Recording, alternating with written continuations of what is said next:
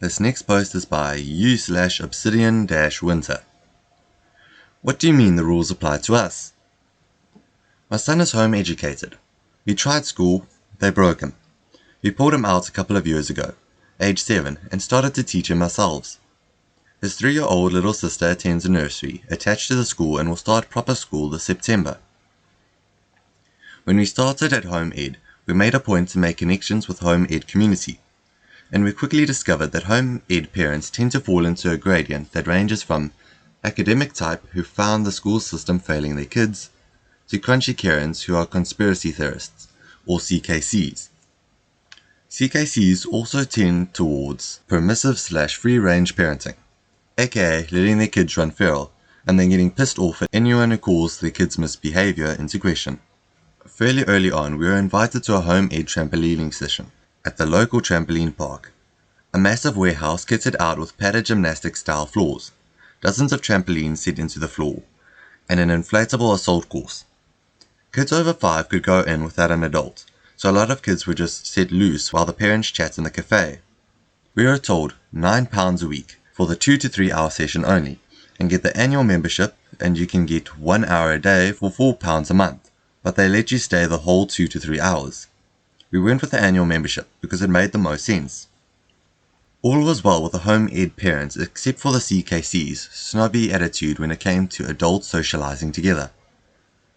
And with the gang of poorly groomed feral CKC kids attacking the other kids occasionally, each time the marshal sent the feral kids to their parents, the whole CKC clan would complain about the rules applying to them too, and how their precious darling should be exempt from good behavior. Then new management came in. They asked to speak with the person in charge of the Home Ed group. A laughable request because the thing about the Home Ed group is that everyone does their own thing, and there's no leaders. The 2 of the HBICs from the CKC's clique met with the new management in his office, then came out and told everyone that they were being forced out or they would have to pay for the session, even if they had memberships. They started talking about cancelling their annual membership in protest, and going to the new trampoline park, harder to get to and not accessible to some parents with mobility issues. Cries of, "The school system has already failed us, and now this business is rejecting them too," were bandies around in various forms. It was very dramatic, and I was waiting for someone to literally say, "Won't someone please think about the children?" But alas, they never did.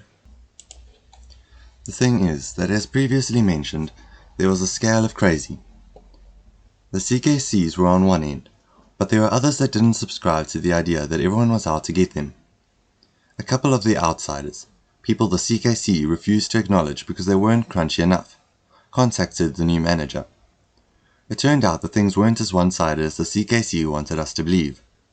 The manager told them that the original deal hadn't been cleared by the head office, but that it was being broken by the Home Ed group anyway. Originally the deal was you pay £9 each instead of 12, for 1 hour only. No annual passes allowed, and you get a closed session which only your group can join, as long as it's during term time and as long as everyone behaves.